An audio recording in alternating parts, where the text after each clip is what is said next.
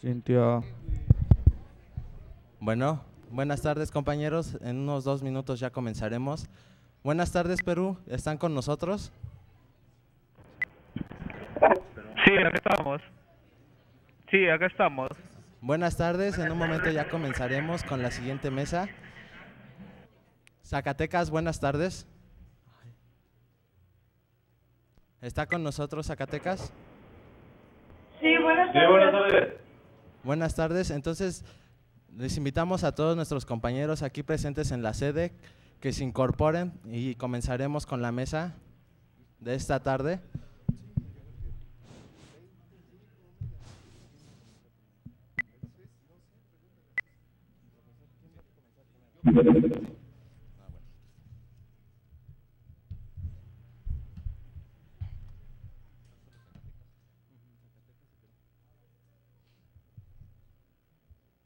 Bueno, compañeros, comenzaremos siguiendo las actividades de la Semana de Psicología Social.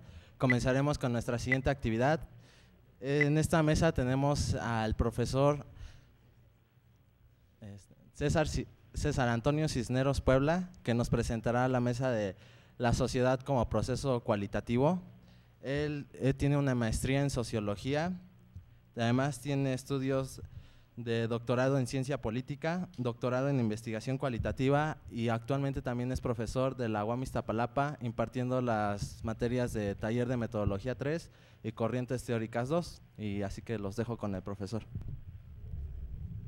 Bueno, antes que nada, buenas tardes y bueno, espero que… se me cayó esto. Que disfrutemos estas sesiones, estas sesiones, sí, y miren, pues luego no me gusta, pero voy a leer algunas líneas que escribí. Iniciaré primero hablando del cambio de título de mi trabajo, pues decidimos no era adecuado formular lo que había yo pensado al inicio de la invitación como la sociedad, como proceso cualitativo. Hace un par de días cambié el tema, de acuerdo a lo que charlé con Juan Soto y Salvador Árciga, y les hablaré de un tema que he venido trabajando hace ya algunos años, pero antes quisiera brindarles cierto contexto. Primero, la verdad, me da mucha flojera escuchar a alguien hablar sobre las aplicaciones de la psicología social. Me da todavía más flojera si se trata de un psicólogo social mexicano, sea de la UAM o de la UNAM o de cualquier otra universidad mexicana. Sus charlas sobre el tema suelen estar plagadas de los temas comunes de interés nacional, pero salpicados de términos ininteligibles, aún para los más diestros analistas del discurso. Un momento, porque extravié este libro.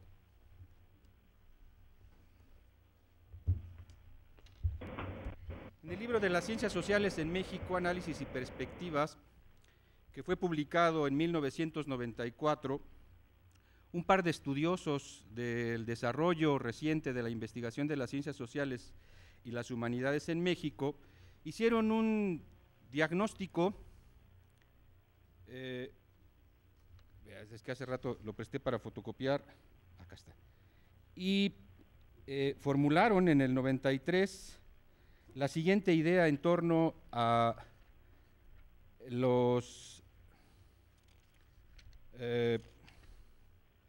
temas a desarrollar por los próximos años por los psicólogos sociales.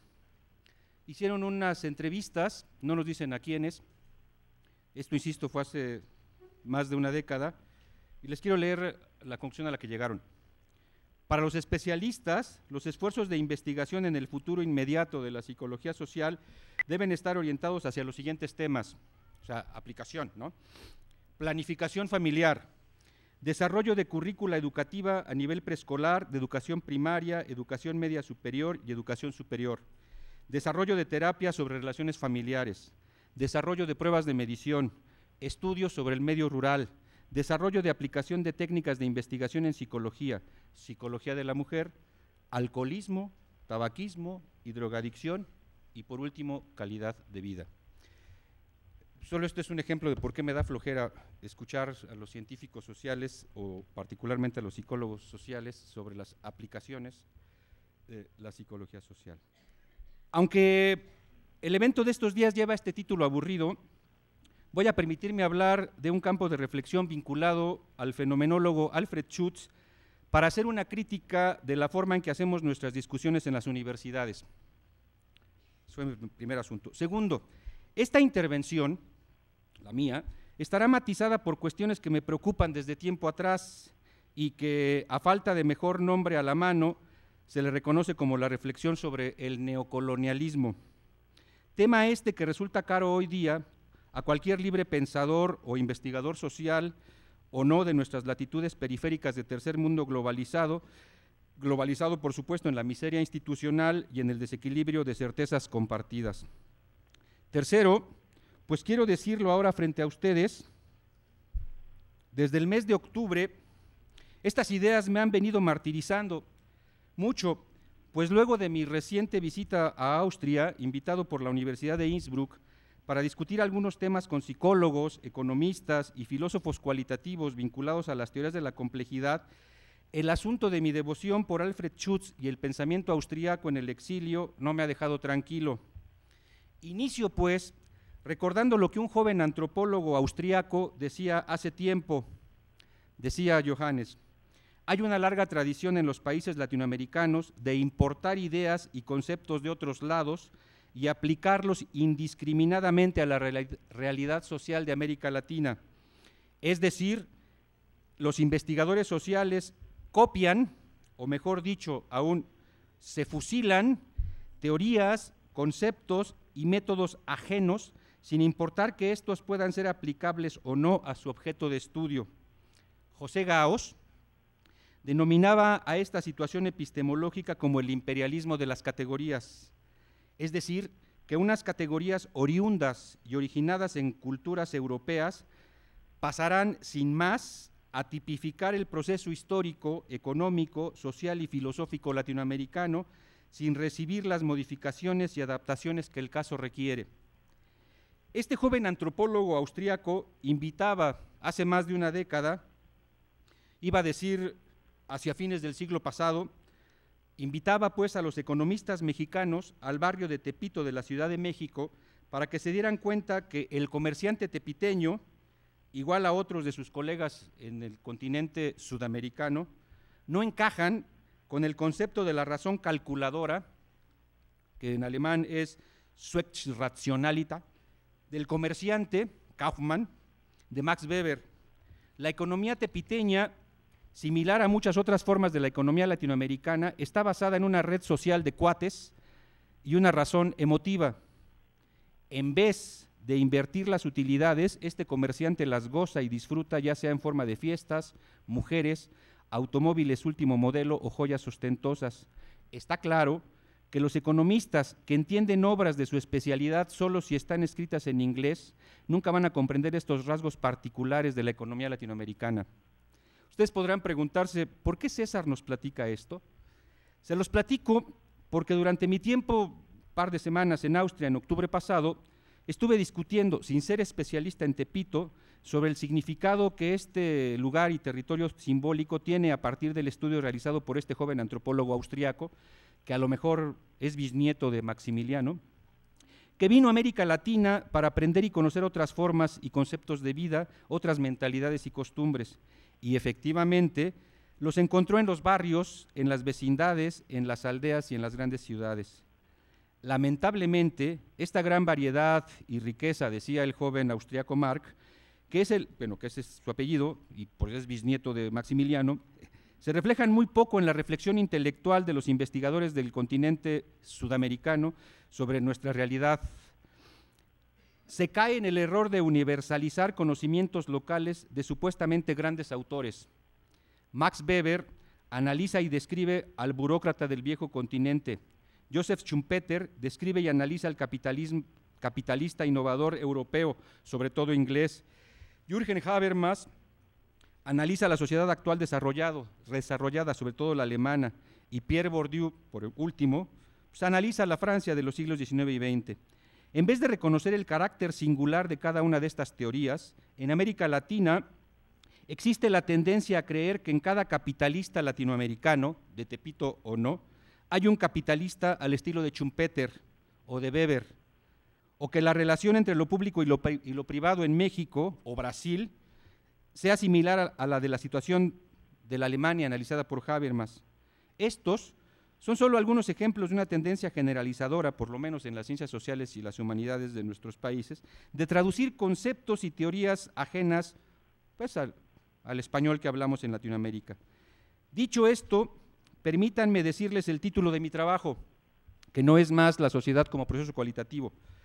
Lo quiero llamar de cómo, o sea, el título, de cómo la Escuela Austriaca de Economía, generadora del liberalismo de nuestros días, se ha convertido en el baluarte mundial globalizado de la aplicación de la psicología. 2 puntos, una aproximación para estudiantes de psicología interesados en la cognición social. Aunque como este título es muy largo, también ensayé otro, la llamé, entre comillas, hablemos de las razones políticas y epistemológicas por las cuales la fenomenología fue expulsada de los currícula de las escuelas y facultades mexicanas de psicología. 2 puntos, por su falta de aplicación. O quizás ensayé un tercero, ¿sí? Entre comillas, de las dimensiones cognitivas de la economía y la verdadera historia del triunfo del nuevo liberalismo a nivel mundial. 2 puntos, la mente también es invisible como el mercado, pero es aún más fácil de manipular. O el final, ya para cerrar esto de los títulos, la estoy llamando también, entre comillas, de lavado de cerebro como proceso de transformación de las identidades y el error cometido por los cognitivistas que ubicaron la mente en el cerebro y no en la mano invisible del mercado.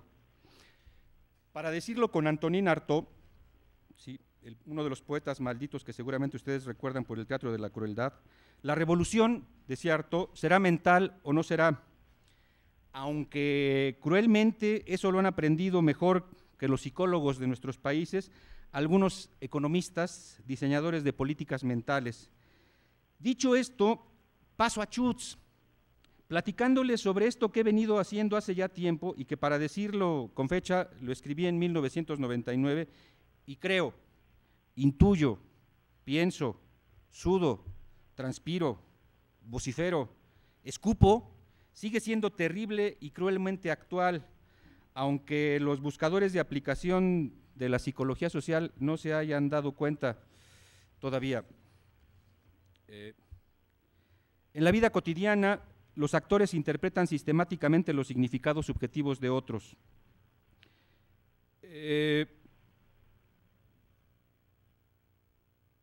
Hace ya tiempo, de hecho en 1932, Schutz escribió una obra que tuvo como público principalmente al círculo vienés interesado en la aplicación del tipo ideal a la economía, y no tanto al movimiento fenomenológico ni a sus maestros, entre ellos Kelsen, von Mises, Mayer y von Wieser, y que incluso desde esta misma visión debe ser interpretada en términos del compromiso conceptual de Schutz con la tradición austriaca de economía, que se encontraba en crisis durante los años 30 del siglo pasado, debido a diversas críticas provenientes del empirismo lógico y, por supuesto, de la economía matemática y del historicismo. Schutz afirmaba, en la vida social ordinaria ya no nos interesan los fenómenos constituyentes tal como se estudian dentro de la esfera de la reducción fenomenológica, solo nos interesan los fenómenos correspondientes a estos dentro de la actitud natural.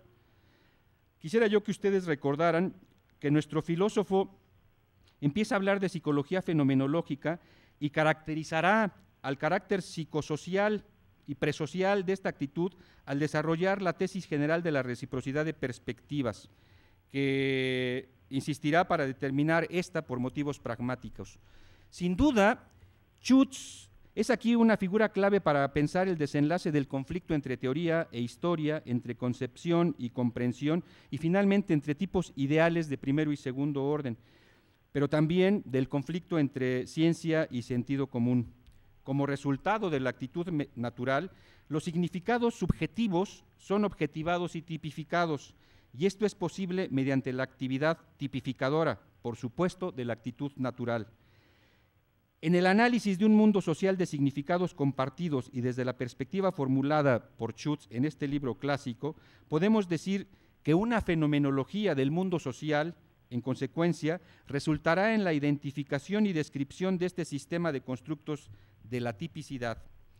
Resulta sumamente interesante ahora, para mí, bueno, desde hace 10 años, ver el proyecto de Schutz a la luz de su relación con la Escuela Austriaca de Economía. Si ustedes, bueno, a veces me lamentaba de que somos estudiantes de psicología, a pesar que hay economistas que dan clases aquí en psicología, no hay estudiantes de economía acá, para que pudiesen validar lo que voy a decir. O sea, de hecho, el liberalismo y lo que ustedes a veces vociferamos como neoliberalismo es, de hecho, resultado de la Escuela Austriaca. En este ensayo, digamos, que estoy ahora recuperando con ustedes, quisiera hacer algunas reflexiones sobre la tipicidad y la tipificación al contrastar a Schutz, digamos, con este contexto de la sociología interpretativa. Sí, déjenme avanzar para dejárselos muy claro. ¿Sí? Quisiera ocuparme de una interesante y atractiva y analíticamente hablando relevante relación entre Schutz, Alfred Schutz, el fenomenólogo, psicólogo social, sociólogo, y el economista von Hayek, que a la postre fue Premio Nobel de Economía, que será objeto de esto, ¿no? Valdría la pena hacer notar la importancia de incorporar la figura de Alfred Schutz a los debates conceptuales sobre el análisis del pensamiento austriaco. Entre otros autores contemporáneos, aquí quisiera destacar la idea formulada por un economista de la Universidad de Connecticut, Langlois, que dice: el problema es encontrar un modelo de conducta apropiado y progresivo para la clase de problemas que le interesan a la economía contemporánea. La versión schutziana de la conducta en el mundo cotidiano y sus reformulaciones parecen buenos candidatos, decía Langlois. Déjenme ver brevemente de qué se trata, de qué está hablando este economista. Si de acuerdo con Popper, el método de la economía es el análisis situacional, Langlois argumentará que el modelo neoliberal básico combina los siguientes elementos. 1, el interés personal. 2, la omnisciencia, es decir, la información completa. 3, la deliberación consciente. Y 4, un agente representativo. Los dos primeros elementos han sido más o menos discutidos desde siempre. Por un lado, el interés personal significará conducta útil vista en términos de expectativa racional con resultados deseables. ¿Sí? Bueno, yo aquí puse la bomba para que piensen en resultados deseables. Por otro, la teoría neoclásica supone que los actores tienen un conocimiento estructural completo para conocer y estar seguros de la estructura de los problemas económicos que enfrentan. Cuando los agentes están mal informados o dudan, lo que pierden es conocimiento paramétrico, es decir, información perfecta. El tercer elemento, y este me interesa mucho, puede ser visto de esta forma: ¿cómo resuelven los agentes, los individuos, sus problemas económicos? ¿Reflexionan? Langlois se responde: si ellos, los agentes, los ciudadanos, nosotros, los consumidores, los seres vivos, los humanos que caminamos, si ellos reflexionan, entonces la psicología está en la discusión como una parte necesaria de la economía y debemos esmerarnos en entender cómo piensan realmente los agentes. Necesidad que lo lleva a este autor a recordar a Milton Friedman, en el sentido de que para este teórico afirmaba que los agentes, es decir, ustedes, yo, cualquiera, en la calle, no pensamos, pero nos comportamos como si lo hiciéramos. Al final está el problema de la representatividad de la gente, problema que puede ser visto desde diferentes ángulos, uno de los cuales es, sin duda alguna, la tradición del tipo ideal que de Weber a Schutz llega a la aproximación marginalista en economía, es decir, a la escuela austríaca de la teoría subjetiva del valor y a la concepción a priori de la teoría económica. Sin temor a equivocarme, déjenme decir que el punto problemático aparece en torno a la conciliación que deben existir entre el principio de racionalidad, primero; segundo, el análisis situacional, que en psicología social estamos reactualizando a partir del social construccionismo; y por último, del antipsicologismo de Popper, con el renovado énfasis que actualmente hace la teoría económica sobre el estudio de la cognición. Y es en este panorama donde este autor de Connecticut, entre otros investigadores, encuentra realmente atractivo el sistema que, desde el concepto de tipificación le permitió a Schutz crear una sistemática explicación de cómo los agentes ven y aprenden al mundo social. De hecho, esta especie de mirada cognitiva desde la economía no solamente valora a la tipificación como el proceso mediante el cual los agentes forman categorías de conocimiento y de acción, sino que lo ve semejante al conocimiento que tiene el sistema de categorización-acción, sistema que se torna relevante cuando el pensamiento neoclásico debe pensar varios elementos como, uno, la incertidumbre, ¿sí? Ustedes no saben si aquí hay una bomba, o si estoy solo jugando, ¿sí? O si realmente tengo indicaciones de alguien para salir corriendo en un momento más. La incertidumbre, 2, el sistema experto, y 3, la acción racional.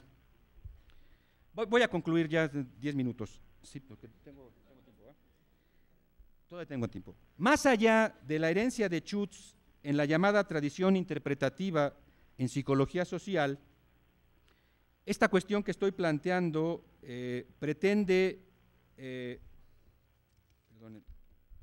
pretendería llevarme a una reflexión final. Sea que estemos o no de acuerdo con esta imagen que he formulado de las dimensiones cognitivas de la economía, que son las que me llevan a pensar en esto de la aplicación de la psicología, ¿sí? Es que quisiera formular lo siguiente, ¿sí? ¿Cómo podríamos descifrar el proyecto psicológico de Schutz? Me parece que, sobre todo en términos de las dimensiones cognitivas de la economía, no lo podemos hacer al quedarnos en la búsqueda arqueológica de los restos conceptuales de Mesmer en el pensamiento del sociólogo vienés, ni por el afán neoliberal de rescatar su proyecto, ni porque se desee reivindicarlo como un construccionista para ser visto más allá de la etnometodología y del diálogo entre sordos que tuvo con Parsons, ni para analizar minuciosamente las diferencias teóricas notables o irrelevantes entre el situacionismo de Popper y el situacionismo de Schutz, o si quieren todavía más, ni siquiera para valorar si hay razón cuando se afirma, después de comparar la mirada externa e interna de Hayek y Schutz, si la categorización del mundo en psicología, no hay obstáculos fundamentales para integrarlos, ni para, en fin, solamente hacer mayor la cantidad de fuentes secundarias sobre Alfred Schutz. Aunque quisiera yo vincular esto como reflexión a los sistemas expertos, al seguimiento de reglas, a la inteligencia artificial, a las incertidumbres, al mercado, a la cognición y a las elecciones racionales, la recuperación de Alfred Schutz nos vuelve a representar el problema de la tipificación en el lenguaje de una ciencia económica cada vez más orientada hacia los planos de la realidad cognitiva de los actores. Déjenme, me pregunto, y quisiera que se preguntaran junto conmigo, ¿cuál y cómo y de qué naturaleza es la evidencia empírica con que los analistas y diseñadores de políticas económicas interpretan desde una perspectiva de expectativas racionales las realidades cotidianas del mundo contemporáneo? Más allá de cualquier posibilidad hermenéutica de comprensión de los motivos para la acción de los sujetos económicos o de cualquier otra cosa, el camino que estoy tratando de señalar en torno a la preocupación actual sobre el sistema de Schutz merece ser evaluado en el contexto de la permanente actualización del pensamiento clásico liberal que hace, hoy por hoy, viva y actuante a la Escuela Austríaca de Economía. Como estoy tratando de ver con ustedes, en la búsqueda de modelos teóricos para interpretar las complejas realidades del mundo de hoy, de la primera, de la segunda o de la tercera modernidad o de la dimensión cognitiva de la cultura y la sociedad, se están encontrando fuentes de inspiración en eso que desde nuestro punto de vista es una de las vetas más ricas del pensamiento de Schutz, que es el delicado, permanente y complejo proceso conocido como tipificación. Es decir, a lo que estoy tratando de llamar su atención es a indagar sobre los modelos de mente con los cuales la escuela austríaca está pensando y repensando el desarrollo contemporáneo del capitalismo de nuestros días. Al final, resulta fascinante detenerse en valorar cómo este proceso de tipificación y la tipicidad que le es concomitante se han mantenido constantes no solo en la tradición del pensamiento económico que le dio origen, sino además en las tradiciones de pensamiento sociológico con las que se establecieron diálogos productivos. ya que igualmente podemos interrogarnos cuál, cómo y de qué naturaleza es la evidencia empírica con la que los científicos sociales interpretan desde la perspectiva de la intersubjetividad las realidades cotidianas del mundo contemporáneo. Por mencionar solamente un caso, con esto estoy concluyendo, un caso más que nos regresa a las líneas de análisis que van de Weber a Schutz y a Parson por la vía de la etnometodología, permítaseme recordar un pasaje que es sumamente ilustrativo de cómo los retos derivados del análisis empírico se introducen en la construcción teórica. El problema más inmediato para Garfinkel, a quien ustedes ya van a tener en español próximamente, es el de cómo los eventos adquieren una tipicidad percibida y qué atributos le son dados a estos por los participantes de una situación, lo cual nos coloca de nuevo en el debate metodológico sobre la formación de conceptos y las teorías en la ciencia social que, para el caso de Schutz, posee las características que ya hemos abordado y que, por supuesto, no estaban fuera del interés de Garfinkel. Creo que etnometodológicamente, y con esto cierro, las páginas iniciales con las que comencé esta intervención en términos de pensar, ahora sí, la aplicación de la psicología social en nuestros contextos terrenales, desde una crítica postcolonialista a esto que en algún momento ha sido llamado el imperialismo de las categorías, es muy importante. De hecho, en los últimos años, concluyo, se ha incrementado no solamente el número de publicaciones vinculadas a la llamada metodología cualitativa, sino que además se han ido ampliando los círculos académicos de recepción de todas aquellas propuestas que, como la etnometodología, están relacionadas de una u otra forma con esta reflexión. Muchas gracias.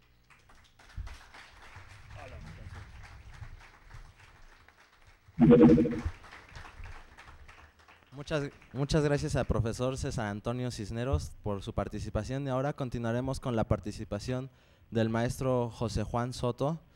Él tiene una licenciatura en Psicología Social aquí en la UAM Iztapalapa, una maestría en Psicología Social también en la UNAM y actualmente también es profesor aquí de la UAM, está dando las materias de taller de Historia de la Psicología Social 2 y Comunicación Social.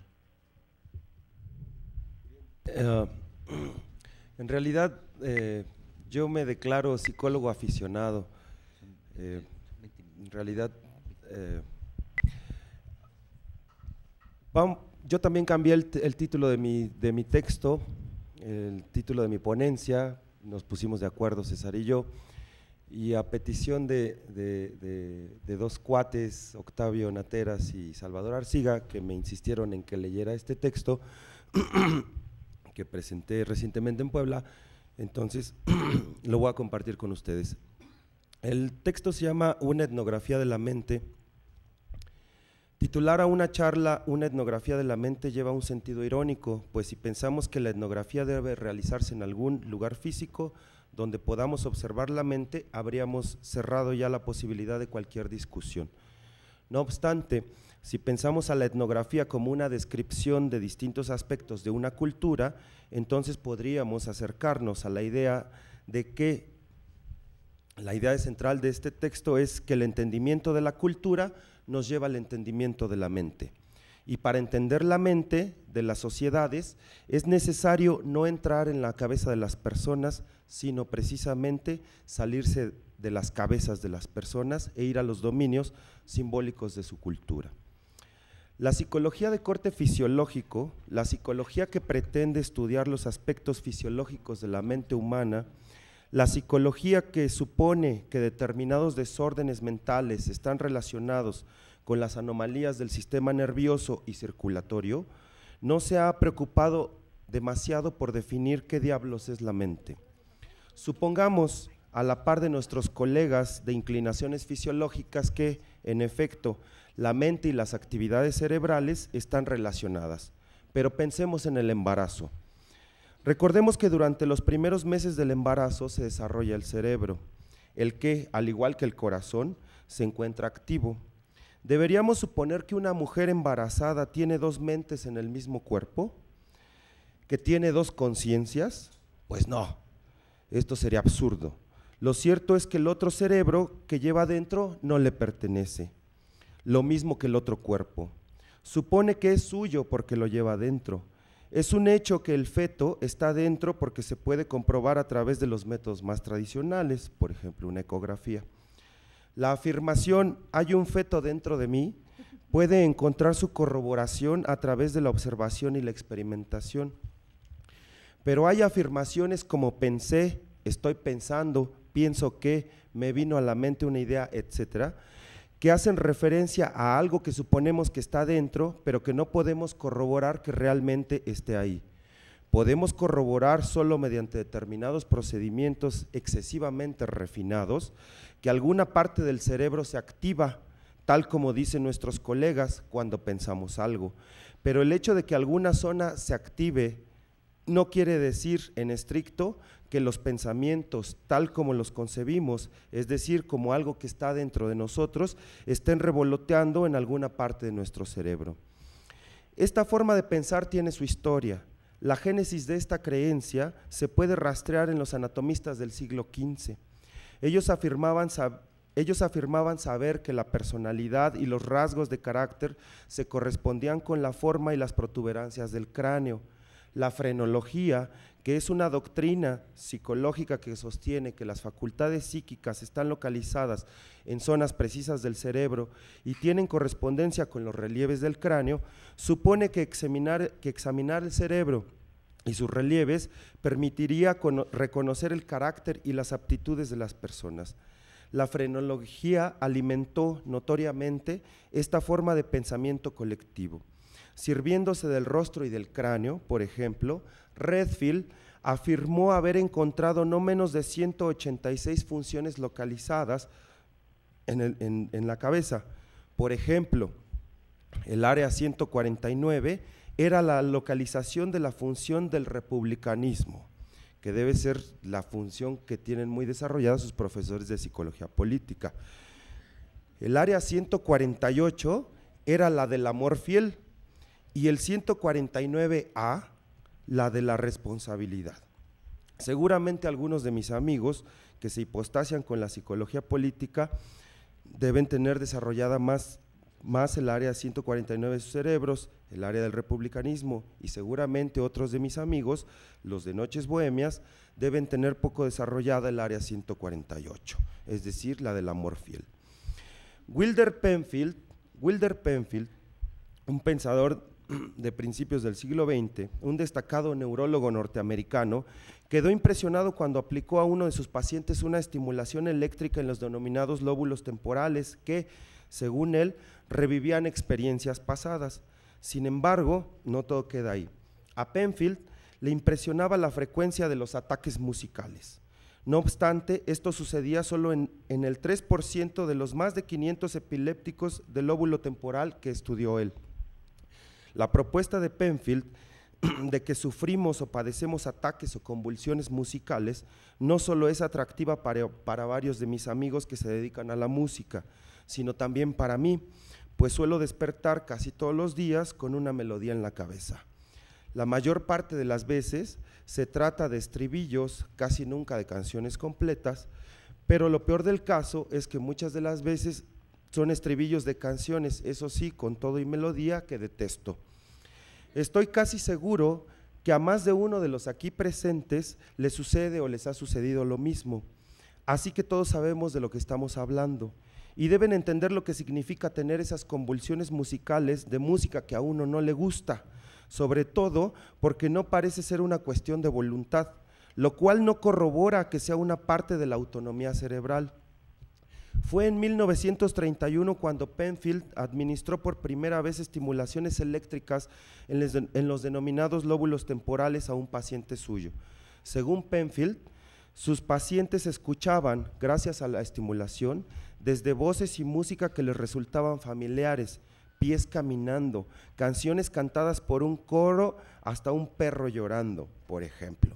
La lista de las canciones iba desde White Christmas, pasando por Rolling Along Together, hasta Hush-a-Bye Baby.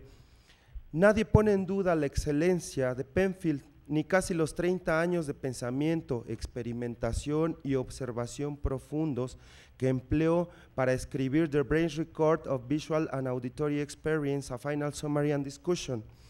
Pero lo que sí podemos preguntarnos es ¿Qué hubiese sucedido si los pacientes de Penfield hubiesen sido fanáticos de los Rolling Stones o de los Doors? En vez de White Christmas o Hush-a-Bye Baby, hubiesen reportado escuchar Touch Me o Sympathy for the Devil. Eso no podemos saberlo. De Shostakovich, por ejemplo, se decía, y lo decía un neurólogo chino, el doctor, no sé pronunciar chino, pero se apellidaba Wang, que su secreto era la presencia de una esquirla metálica, un fragmento de bomba móvil en su cerebro, en el denominado cuerno temporal del ventrículo izquierdo. Al parecer, Shostakovich se mostraba muy reacio a que le extrajesen aquella esquirla, y todo parece indicar que el fragmento se movía cada vez que el compositor movía la cabeza y que presionaba el denominado lóbulo temporal musical cuando se inclinaba, lo que le permitía producir una infinidad de melodías que alimentaban su talento. No obstante, debemos recordar que su ópera La Nariz, aunque fue bien recibida por el público, fue calificada por los dirigentes del Partido Comunista como una obra burguesa y decadente. Los ataques de los miembros del Partido Comunista obligaron a Shostakovich a reformular sus ideas artísticas. Es pertinente decir esto, pues quizá la presencia de las esquirlas metálicas en el denominado cuerno temporal del ventrículo izquierdo no solo puedan llegar a producir ataques musicales, sino puedan despertar un espíritu musical burgués y contrarrevolucionario. Y esto lo digo con toda la dosis de ironía posible. Otro caso que puede rescatarse es el de Louis Pasteur. El gran químico francés se mantuvo profesionalmente activo hasta su muerte a la edad de 73 años. Legó su cuerpo a la Facultad de Medicina de la Sorbona, cuyos forenses llevaron a cabo la autopsia del cadáver y con gran sorpresa suya encontraron que su hemisferio izquierdo, el lado del cerebro que creían que albergaba las facultades de la lógica y del pensamiento, estaba consumido casi en su totalidad por un tumor cerebral enorme. Nicholas Humphrey, por su parte, se dedicó durante 6 años a trabajar con una mona llamada Helen, a la que le habían extraído casi por completo la denominada corteza visual. Según Humphrey, trató de persuadirla de que no era ciega, una vez que la mona había renunciado a mirar las cosas. De acuerdo con sus testimonios, la mona progresó durante los años posteriores a la extracción, de forma tal que podía moverse con destreza en una habitación llena de obstáculos e incluso podía tomar diminutas grosellas del suelo, así como capturar el vuelo de una mosca. De acuerdo con el investigador, su visión espacial tridimensional y su capacidad de discriminar entre objetos que diferían en tamaño o brillantez se tornó casi perfecta. No obstante, Helen no recuperó la capacidad de reconocer formas o colores. ¿Podemos decir que la mona se tornó víctima de lo que humanamente se conoce como visión a ciegas? Creo que difícilmente podríamos sostenerlo, aunque Humphrey está convencido de que así fue. Si había una grosella delante de sus ojos, ella descubría que conocía su posición, pero al carecer de sensación visual, ya no la veía como estando allí. Según el mismo Humphrey, la información que obtenía Helen era lo que él denomina puro conocimiento perceptivo. No obstante, podemos preguntarnos, ¿se tiene que estar descerebrado para descubrir la posición de los objetos, pero como si estos no estuviesen ahí? Todo parece indicar que no. Las personas que utilizan anteojos se familiarizan tanto con ellos que dejan de verlos, tal como uno se familiariza con sus parpadeos. Hay que poner cierta atención en los parpadeos propios para percatarse de que uno está parpadeando. Si uno pone la atención debida a los parpadeos, podrá sentirse incómodo, pues, por lo regular, uno no pone atención a ellos.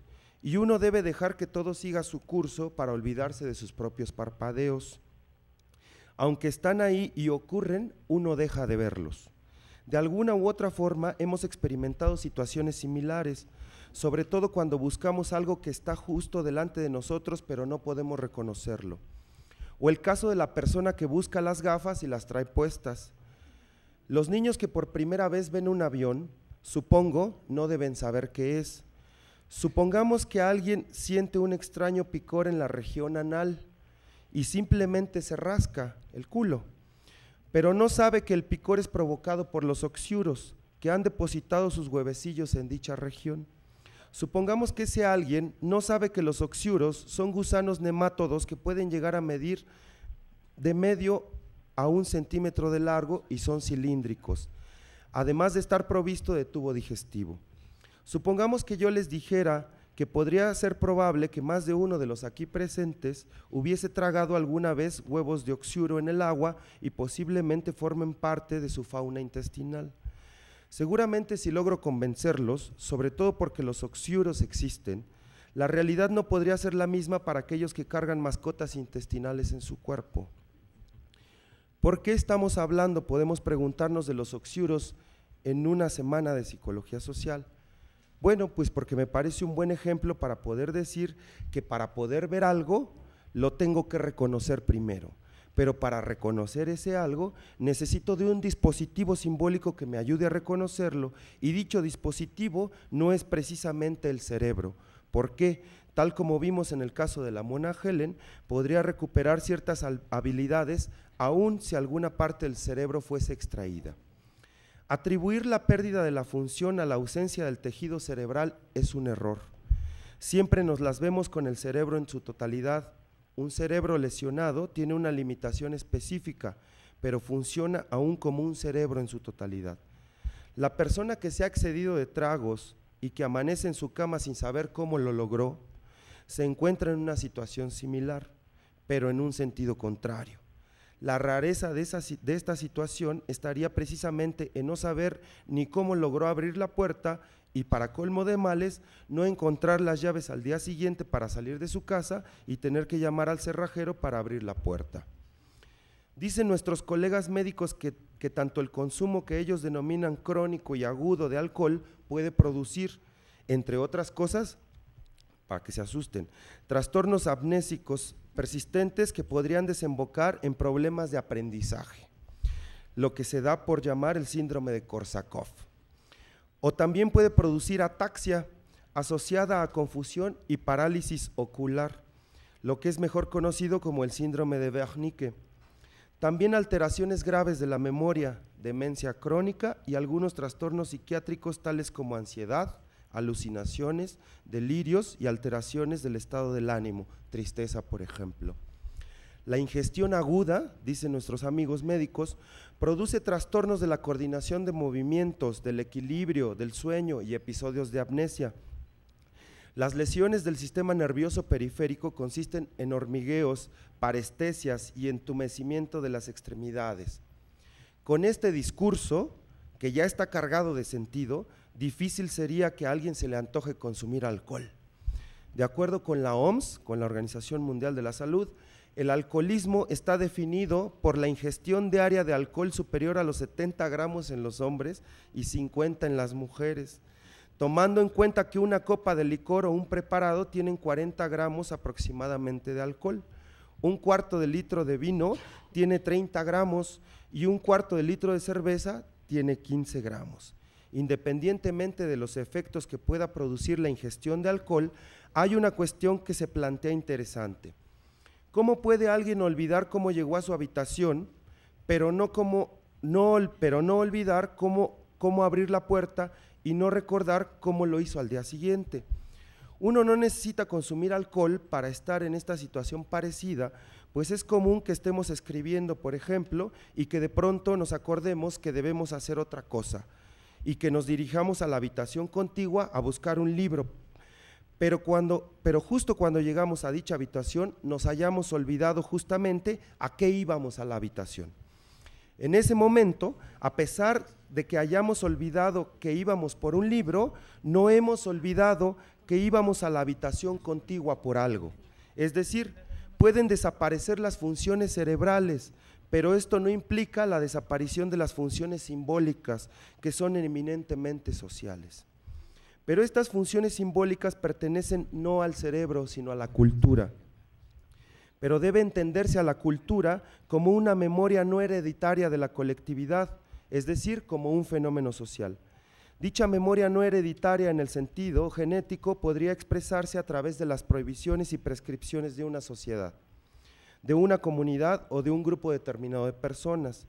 Solo para ironizar un poco el discurso médico, digamos que el alcohol, más que producir efectos colaterales en el cerebro, produce efectos anticulturales y fenómenos anticultura, porque precisamente hace de algunas prohibiciones meras prescripciones. Uno puede gritar ¡Viva México, cabrones!, pero sin los mariachis, las botellas de tequila, el interior de una cantina y los amigos, uno no solo haría el ridículo, sino que se estaría olvidando de algunas prohibiciones y prescripciones sobre cómo comportarse en una charla en medio de una semana de psicología. Pero es preciso hacer aquí una aclaración. La cultura puede contraponerse lo mismo a la no cultura que a la anticultura. Si en las condiciones de una cultura que se caracterice por la prevalencia de la orientación hacia el contenido y que se represente a sí misma en forma de un sistema de reglas, la antítesis fundamental es la de ordenado versus no ordenado. En las condiciones de una cultura dirigida predominantemente a la expresión y representada como un conjunto de textos regulados, la antítesis fundamental será la de correcto versus erróneo. Trátese de una cultura orientada hacia el contenido o hacia la expresión, podemos ver fácilmente que las nociones de ordenado, no ordenado, correcto, erróneo, varían en términos de tiempo y espacio. Sobra decirlo, pero si es necesario podemos mencionar que lo que sería ordenado y correcto en una cultura podría ser no ordenado y erróneo en otra. Ahora bien, sabemos que pegando distintos bisteces no obtendremos una vaca, pero cortando un ternero podemos obtener bisteces. Sumando los actos semióticos particulares no obtendremos un universo semiótico. Es decir, es necesario entender antes que nada las funciones simbólicas y los dispositivos simbólicos a partir de los cuales funciona una cultura y después entender el funcionamiento del cerebro a través de dichos dispositivos. No es posible entender las funciones y la actividad cerebral lejos de la cultura en la que se encuentra contenido. Veamos, la descripción de cómo es un cerebro, con sus hemisferios, sus fisuras, su masa calculada en 1.3 kilogramos, su superficie rugosa, etcétera, se parece a la descripción de un planeta y funcione como sea, la descripción de la forma en que lo hace es eminentemente cultural, es decir, simbólica. Para ser más precisos, digamos que nuestros cerebros no están en una cubeta, sino en nuestros cuerpos. Nuestras mentes no están en nuestros cuerpos, sino en el mundo. Y por lo que respecta al mundo, este no se halla en nuestros cerebros, nuestros cuerpos o nuestras mentes. Estos están en él junto con dioses, verbos, rocas, política, etcétera. Las obsesiones antropológicas sobre la naturaleza mental de la cultura y la naturaleza cultural de la mente parecen en realidad, más que un juego de palabras, un problema mal resuelto. Y ya que aquí hay muchos psicólogos sociales, permítaseme decir que como les gusta pensar en términos de niveles de explicación, también resulta un error pensar así la realidad, ya que el camino hacia una avanzada comprensión de lo biológico, lo psicológico y lo sociocultural no se logra mediante su disposición en algún tipo de cadena jerárquica del ser que ascienda de lo físico y lo biológico hasta lo social y lo semiótico, emergiendo y dependiendo de cada nivel que se encuentra por debajo. Ni tampoco se logra tratándolos como realidades soberanas y discontinuas, dominios clausurados y aislados, conectados externamente unos con otros, por fuerzas, factores, montantes y causas vagas y adventicias, sino complementos, no como niveles, no como entidades, sino como aspectos, como paisajes y no como regiones. ¿Cómo y con qué pensamos? Sigue siendo al parecer una pregunta no resuelta ni por los antropólogos ni por los psicólogos. Es una pregunta que se ha vuelto a poner en el centro de las discusiones, incluso hasta en el lenguaje de los físicos. El hecho de que el cerebro y la cultura coevolucionaran dependientes uno del otro, incluso para su misma comprensión, ha vuelto insostenible la concepción del funcionamiento de la mente humana como un proceso intracerebral intrínsecamente determinado que los recursos culturales. Hace ya tiempo Lynn Segal afirmó que en nuestra práctica científica, la denominación semiótica se refiere no solo a la ciencia abstracta sobre las propiedades universales de los sistemas sígnicos, sino principalmente a una determinada orientación científica. todavía apenas en formación, que abarca aquello que en otros países estudian ciencias como la antropología cultural, la social o la estructural, la psicología social, la etnografía histórica, el análisis de contenido, la poética, la crítica del arte, etcétera. El pensamiento colectivo nos permite diferenciar, por ejemplo, el agua simple del agua bendita, del agua de sabor, etcétera. Y no es gracias al cerebro que podemos establecer estas diferencias, sino gracias a los elementos simbólicos de la cultura a la que pertenecemos. Si yo le dijese, por ejemplo, a mi amigo César que el agua que está bebiendo es agua bendita, quizá no le importaría, pero eso tendría ya una carga de sentido para muchos de ustedes, porque el agua bendita no es para beber.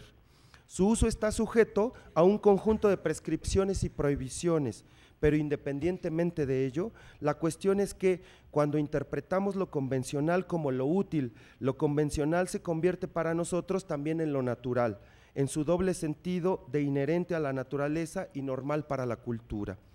Tal como lo señaló Boas alguna vez en varias culturas, es moneda corriente que se enseña a las personas a no llevarse el cuchillo a la boca bajo el argumento de que es filoso y puede cortar los labios, pero no se toma en cuenta que utilizando los tenedores, que fueron inventados después que los cuchillos, de acero y puntas aguzadas, uno también podría herirse los labios. De acuerdo con Boas, esta situación muestra que la explicación en torno al cuchillo, por ejemplo, es solo un intento racionalista secundario tendiente a explicar una costumbre que de otro modo no tendría explicación. En síntesis, la racionalidad sería nuestra racionalización. Pero esto deja en claro que si tratásemos de explicar cuál es el sentido de hacer esto o aquello, tal como asistir a una semana de psicología, aplaudir después de una charla, tomar notas mientras uno habla, beber agua con la idea de que así se habla mejor, adoptar la actitud de snob de público interesado y conferencista interesante, etcétera, estoy casi seguro que muchas de las cosas que hacemos comenzarían a dejar de tener el sentido que tienen, porque se pondría en evidencia el trasfondo no cultural de la cultura, o en todo caso el trasfondo material y cerebral de lo simbólico y afectivo de la cultura. Los etnólogos pueden explicarnos por qué diablos no hay que poner los codos sobre la mesa cuando comemos, y nosotros podemos maravillarnos con el origen de toda una tradición, pero ir más allá podría implicar el cuestionamiento de la tradición misma, lo cual podría significar que muchas de las prácticas culturales, como decir hola y adiós, como dar un beso cuando saludamos a alguien y otro cuando nos despedimos de ese mismo alguien, etcétera, comenzarían a dejar de saborearse. Terminemos con una idea: el efecto social no resulta de la causa natural. Si bien puede ser propiedad del fuego quemar una casa, no es propiedad del fuego quemar la propia casa. O bien, la respuesta puede remitirse directamente al nivel cultural. No está en la naturaleza del fuego quemar una casa, porque el fuego solo quema madera, sin albur. Una vez incorporada al campo de lo humano, la acción de la naturaleza deja de ser un mero hecho empírico y adquiere un significado social. Gracias.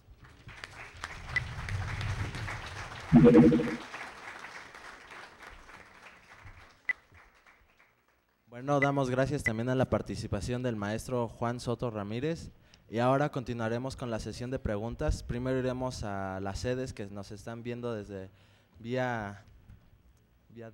vamos con Perú. Perú, ¿tienes alguna pregunta? No, ninguna. Ah, disculpa, acá hay una. ¿La podrían decir, por favor? Dale la vuelta, dale la vuelta. Allá. Ya. Perdón, buenas tardes allá en México. Tengo alguna duda. La conferencia aquí programada menciona sobre psicología y pensamiento complejo y otras cosas. No sé si está bien el título. No sé si sobre eso se ha tratado. Pero que me interesa particularmente hablar sobre el pensamiento complejo y no lo he mencionado. Por otro lado, aquí en el Perú, hay un profesor que desarrolló una teoría sobre el cerebro, sobre el psiquismo, y que de alguna manera sí lo relaciona con cultura, pero no solamente con la cultura, sino con la sociedad completa. O sea, la sociedad está conformada no solo por cultura, sino también por relaciones económicas y, ¿no?, relaciones humanas, ¿no? Entonces, existe un poco esa dificultad bueno, de que no se comparten mucho esos conocimientos, ¿no?, que tenemos acá, ¿no?, y de los que se tienen allá. Ha sido muy compleja un poco la participación del último ponente, pero bueno, más o menos es un comentario, la pregunta sobre el tema específico de la conferencia.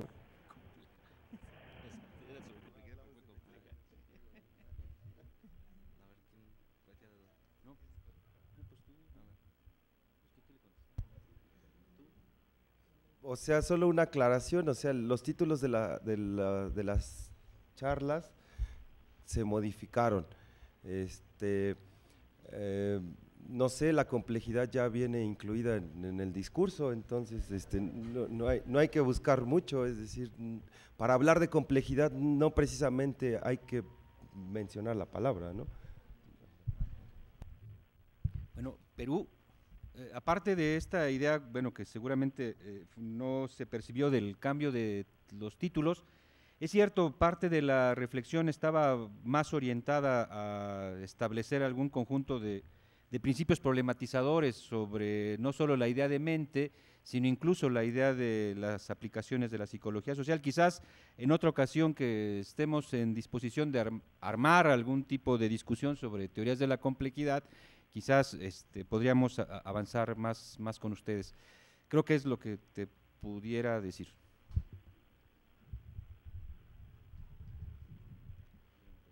¿Tienen alguna otra pregunta allá en Perú? No, eso sería todo. Muy bien. En Zacatecas, ¿tenemos alguna pregunta?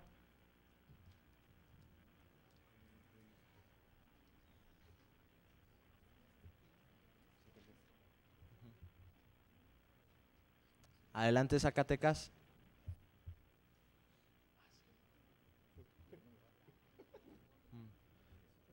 Zacatecas, si tiene algún problema con el audio, ¿podrían mandar la pregunta vía Messenger?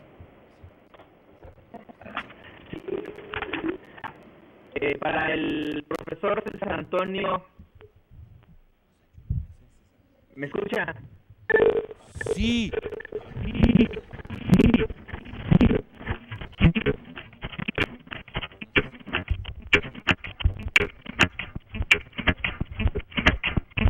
Zacatecas, le pedimos de favor que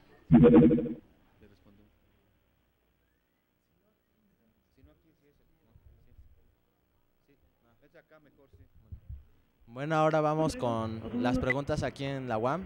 ¿Alguno de ustedes tiene alguna pregunta? Sí, para el profesor César Antonio, desde Zacatecas.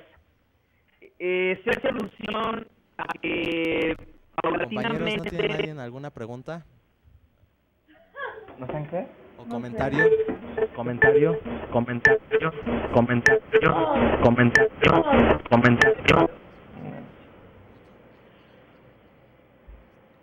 Qué inoportuna es la tecnología.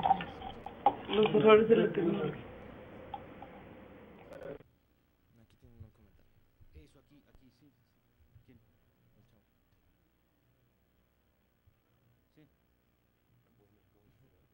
El chavo. Sí. Bueno, aquí está. Bueno, es un comentario más que nada. Yo vengo de la UAM Xochimilco y bueno, apenas estoy empezando, ¿no?, la carrera y entro otra vez en una confusión de aquí vengo y no sé si es psicología social o política, ¿no? Lo que ven aquí se habla mucho de política y ahorita escuchaba un poco favorecer la psicología social y despreciando un poquito, no quizá despreciando, sino el término es haciendo un contraste con la psicología clínica, o no sé si clínica, sino con una explicación biológica, ¿no?, fisiológica. Y se me hacía que se hizo exactamente eso, un contraste, porque no solo se tocaron los puntos negativos de ese tipo de psicología y no se dijo los avances que supongo que también tienen. Ese es mi comentario.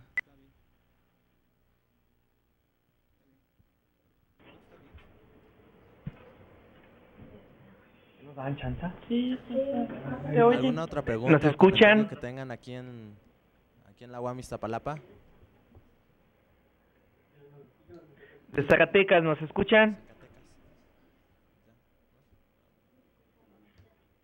Se hagan güeyes.